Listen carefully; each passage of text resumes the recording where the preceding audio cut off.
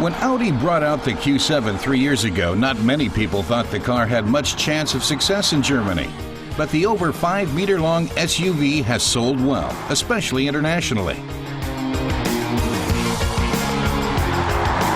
Now, Audi is introducing a new generation of the Q7 onto the market. More elegant, more fuel efficient, and more high-tech. The indicators use new LED technology installed under the headlights. Aesthetically, the car's considerable length, 5 meters and 9 centimeters, stays the same, and there's more chrome too. LEDs can also be found in the taillights. The new Q7 looks more powerful. That's partially due to restyling at the back. And the permanent all-wheel drive gives the car good road holding abilities.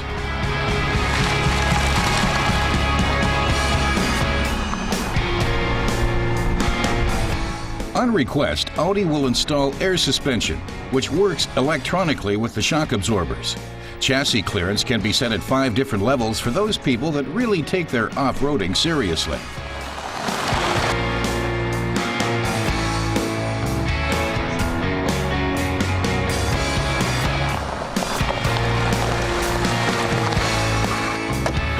Under the bonnet of our test car is a 4.2-liter turbo diesel engine. It gives the Q7 340 horsepower and 760 Newton-meters of torque, but the big car needs it.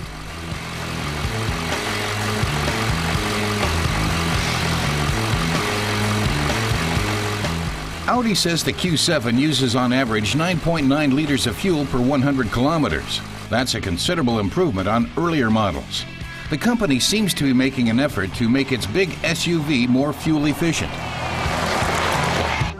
In the interior, there's plenty of chrome and leather.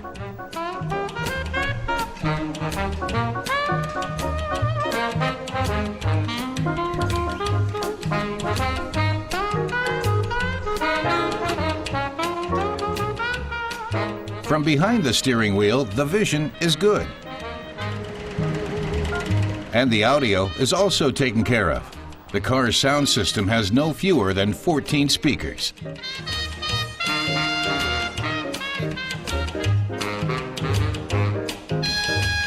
If you're moving people around and 5 seats aren't enough, capacity can be increased. In the rear of the car, 2 further seats can be folded out. The spots aren't just for kids. An adult could travel comfortably here over long stretches.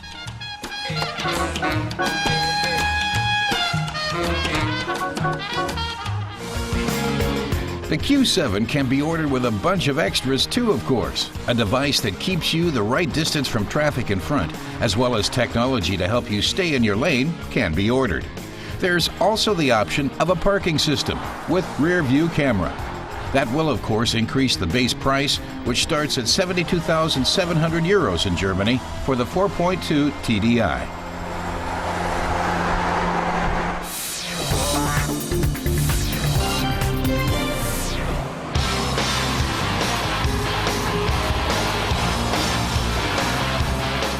Two sports cars to be enjoyed with the top down.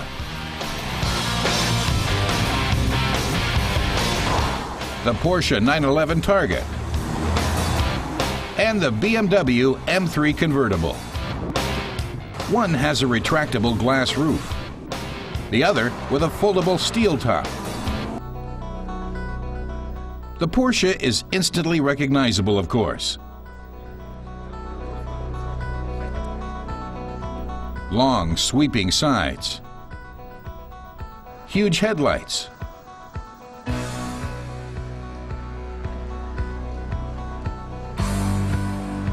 and a wide rear wing.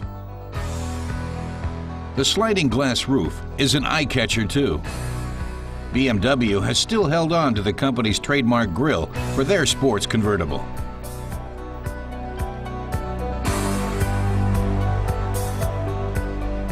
The retractable hardtop disappears completely into the tail end of the M3. Naturally, that reduces the storage space in the trunk. With fuel consumption at 12.9 liters per 100 kilometers, the BMW is a real gas guzzler. But with 420 horsepower, the car really needs to be fueled, especially when powering along winding uphill stretches.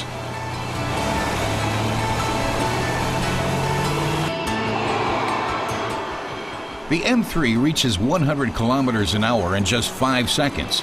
Top speed, road rules permitting of course, is 250 kilometers an hour.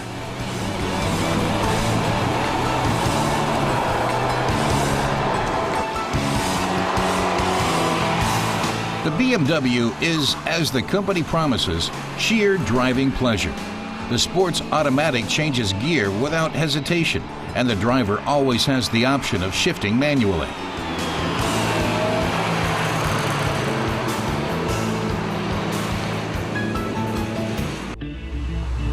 The optional double clutch system with both manual gear shift and an automatic mode enables smooth gear changes with no interruption in the flow of power. Porsche's Targa is an all-wheel drive, giving excellent handling. The consumption is around 11 liters per 100 kilometers traveled. 4.7 seconds is all that is needed to get the car up to 100 kilometers per hour.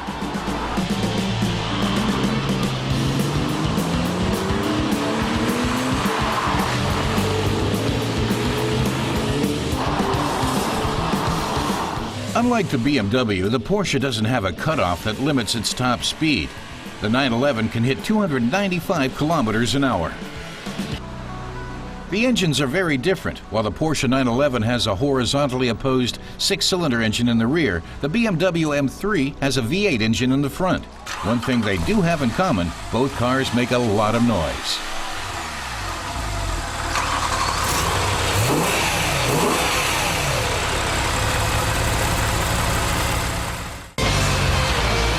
They're also a lot of fun to drive.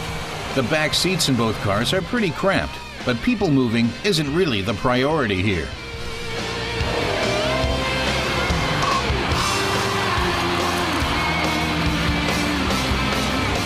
But there are other disappointing aspects too. The fuel consumption is pretty low when you consider the horsepower, but both cars still go through a lot of fuel.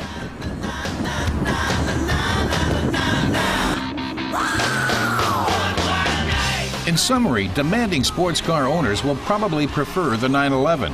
It's the best way to keep your hair in good shape, as the driver isn't sitting completely exposed.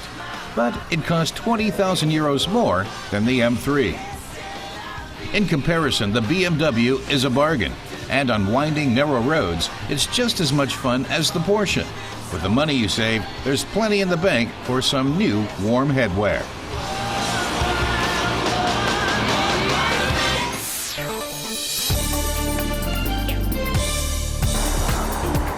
Mercedes has launched its newest S-Class, dynamic, comfortable, and kitted out with plenty of new technology. There are 8 petrol and diesel motors to choose from, including a hybrid as well. The S400 Hybrid is Mercedes' first standard production car with an internal combustion engine, plus a hybrid module with lithium-ion cells. Fuel consumption is 7.9 liters of fuel per 100 kilometers. The new S-Class will hit the streets in June of this year. Prices in Germany start at 73,000 euros.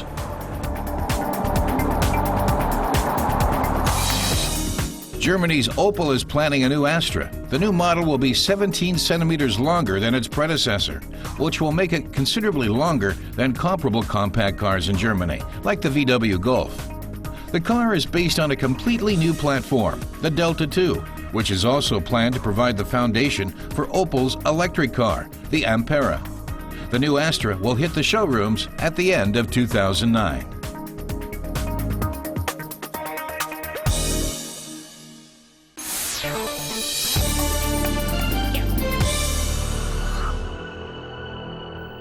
For Volkswagen, green is the color of the future. That applies to racing too.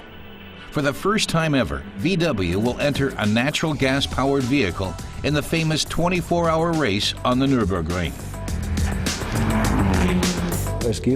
Chris Nissen from Volkswagen rejects the conventional view of cars that run on natural gas, that they're slow, only for little old men in hats. He says that stereotype is completely wrong. Ich glaube, das ist absolut falsch. Nissan says that there's hardly a difference whether a given engine is powered with gasoline, diesel, or natural gas. Both of the high-performance eco-powered Scirocco's push a whopping 300 horsepower. Dr. Reinhard Kolke of ADAC regards the entry of eco-fuel cars into the Nürburgring race as a golden opportunity to demonstrate just how well vehicles like these can compete with gasoline-powered cars. It's impressive, he says, to see these cars holding their own not only out on the street, but even meeting the demands of the competition. Nicht nur im alltäglichen Einsatz, und das ist natürlich schon sehr beeindruckend. Chris Nissen is Volkswagen's motorsport director. In the 1990s, this former race car driver even won at the Nürburgring. Back then, like now, Nissen puts his whole heart and soul into car racing. He regards the development of the natural gas-powered Scirocco GT24 CNG as a groundbreaking step into the future. After all of Volkswagen's success in racing diesel and gasoline-powered engines, Chris says he's convinced that Volkswagen, which leads the market in gas-powered engines and has the necessary technology, will prove itself again, this time with natural gas. As energy supplies dwindle across the planet, natural gas is bound to play an ever more important role. At the start of the Nürburgring 24-hour race, says Chris, the Scirocco was tanked up with 44 kilograms of natural gas. When one factors the speed, time, and distance together, that's equivalent to 100 liters of gasoline, he says, which shows that natural gas is suitable for other races as well. Citing fuel economy and exhaust emission levels, Dr. Kolke calls the car environmentally friendly. It produces less carbon than gasoline and is cheaper at 93 cents per kilogram compared to €1.25 per liter of gasoline. According to Kolke, the cost of operating a gas-powered vehicle is one-half that of a comparable gasoline-powered car. Dr. Kolke claims there are about 900 service stations with natural gas pumps. The real savings, he says, come when one of those stations lies along a driver's daily commute from home to work.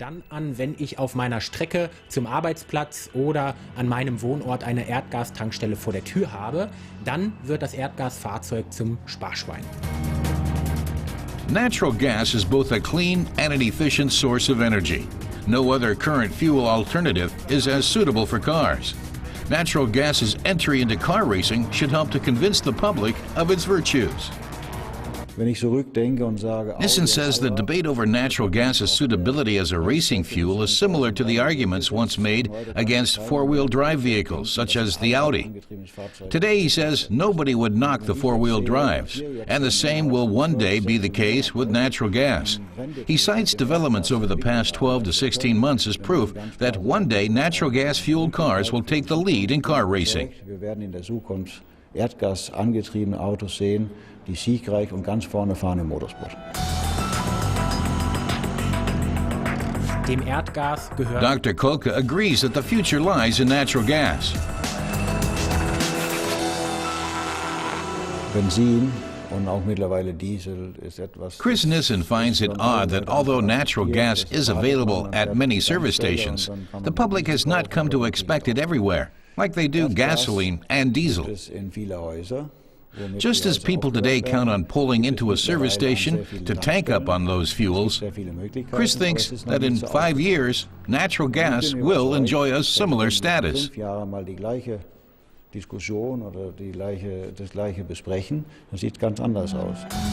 It's a vision that still needs time to become reality. In its first hard test in the 24-hour Nürburgring race, the natural gas-powered Scirocco took 17th place.